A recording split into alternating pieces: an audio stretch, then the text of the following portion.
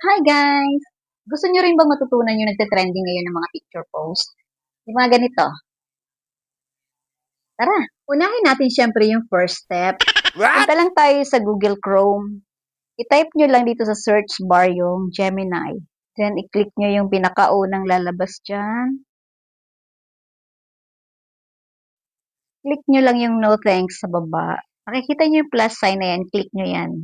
Dito sa baba, i-click nyo yung upload files. I-click ang photos and videos. Napupunta kayo sa gallery nyo, piliin nyo yung picture na gusto nyong i-edit.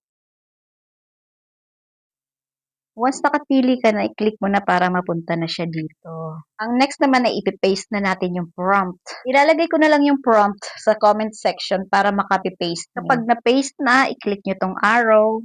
Maghihintay lang tayo ng ilang segundo para ma-generate. Kapag tumigil na yung umiikot-ikot na yan, scroll up mo lang. Click ang picture para lumabas yung download sign. O, di ba? Madali lang, may pang-post ka na. Bye! Wow!